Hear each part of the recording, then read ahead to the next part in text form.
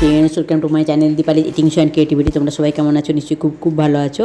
আমিও মোটামুটি আছি। তো দেখো এখানে আমি আবার কাঁকরোল নিয়ে চলে এসেছি।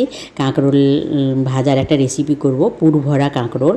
তো এটা খেতে কিন্তু দুর্দান্ত হয়, তোমরা কিন্তু অবশ্যই একবার বানিয়ে খেয়ে দেখো।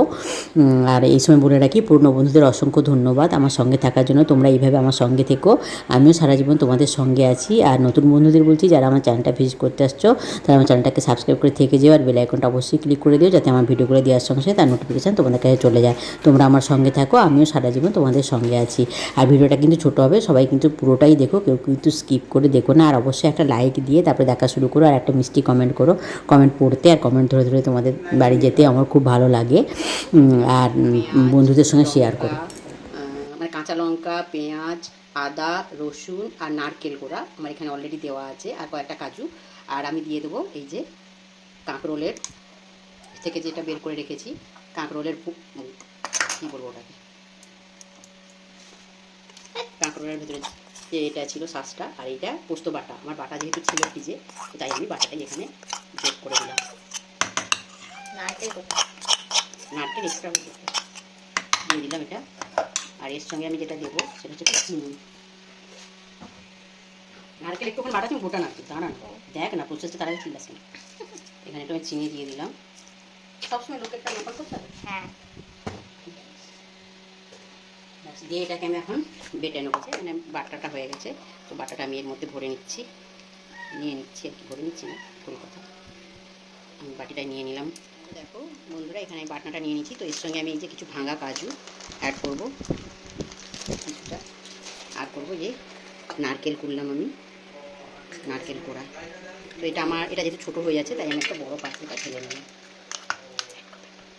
নারকেলটা করে রেখেছিলাম, নারকেল কোড়াটা দিয়ে দিলাম। হলুদ দিলাম একটু, দেবো পরিমাণ মতো লবণ। চিনিটা তো আমি দিয়ে দিয়েছি, দিয়ে এটাকে এখন ভালো করে মাখিয়ে নেব।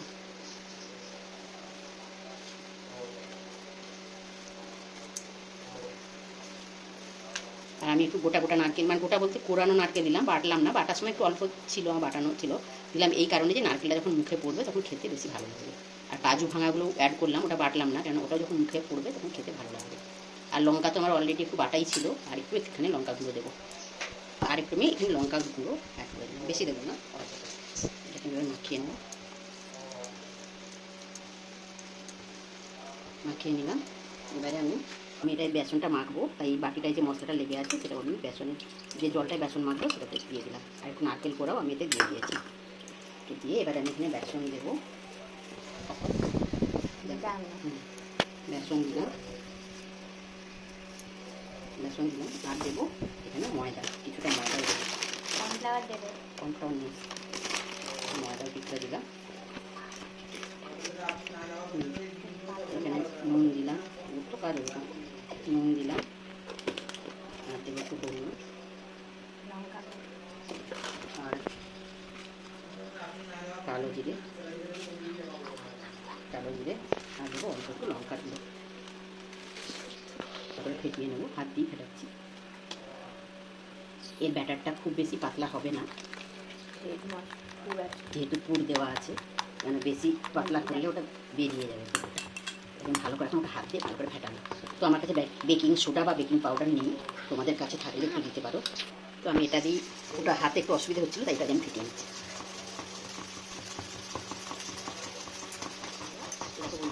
অনেকেই কাঁকরোলটাকে সেদ্ধ করে নেয় আর এই উপরটা ছাড়িয়ে দেয়, কিন্তু তোমাদের দাদাভাই উপরটা ছাড়ানো পছন্দ করে না, আর আমারও ভালো লাগে না। এরকম থাকলেই আমার বেশি ভালো লাগে। আর আমি একদম পাতলা করে পুরোটাই ছাড়িয়ে নিয়েছি, দেখতে পাচ্ছ। আর আমাদের না সেদ্ধ করলে আমার মনে হয় না এর স্বাদটা ভালো লাগবে না।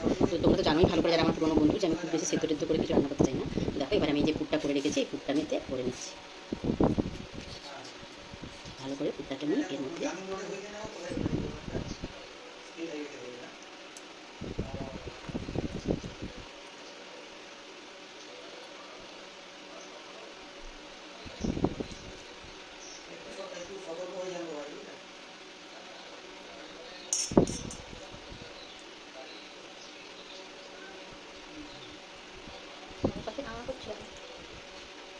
এখন পেট ভরেনি না, গরম ভাত না খেলে যাবে না।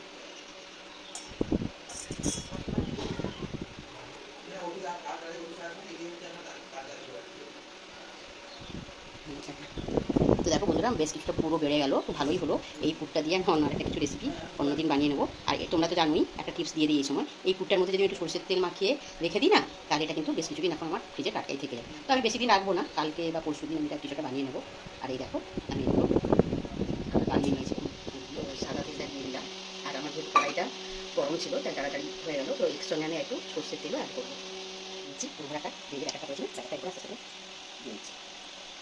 দিয়ে আমি কী করবো, এই যে কুমড়া দিকটা আমি কড়াই দিতে দেবো, যাতে কুমড়া না দিয়ে দেয়।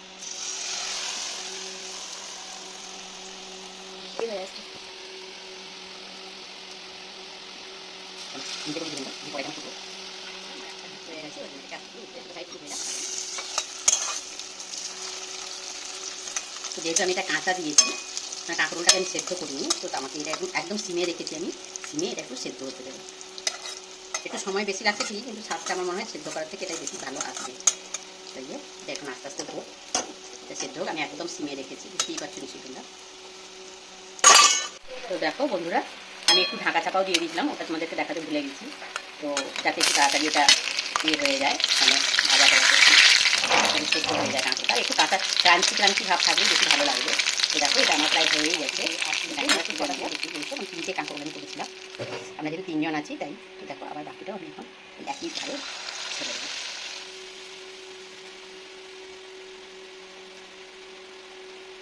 কূপটা যথেষ্ট ভরেছি, দেখতেই পেয়েছো অনেকটা করে কূপ দেওয়া আছে, দেখে এখন ভর্তি করে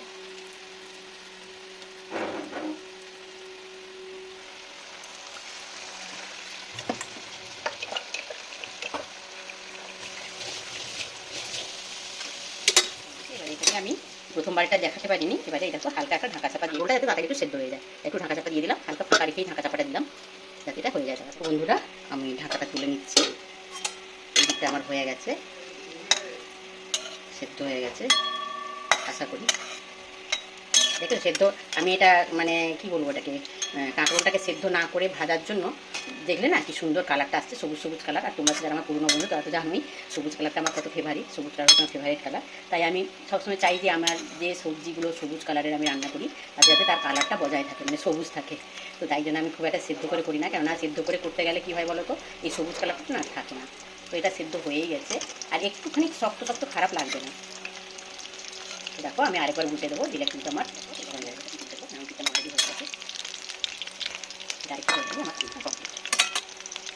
আমার ভাজা হয়ে গেছে, আমি তুলে নেবো, ওটা একটু খাওয়ার কাছে। দেখো বন্ধুরা, এখানে যে তোমাদের দাদা ভাই আর আমার মেয়ে যে খেতে বসে গেছে, তো ওরা ওই ভাজাটা নিয়েছে, কাঁকড় ভাজাটা, ওরা খেয়ে বলবে কেমন হয়েছে। গরম তো হবে, এক্ষুনি ভেজে দিচ্ছি। তুমি খেতে পারেছো? কেমন লাগছে?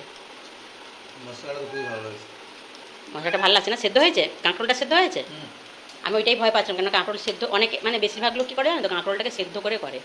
তো আমি সেদ্ধ করিনি, আমি বললাম না কাঁচা রেখেই করবো। আর তুমি তো একটু কাঁচা কাঁচা জিনিস খেতে বেশি ভালোবাসো, তাই কাঁচা কাঁচা জিনিসই আমি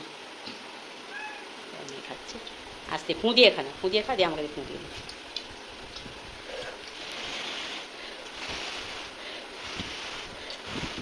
নে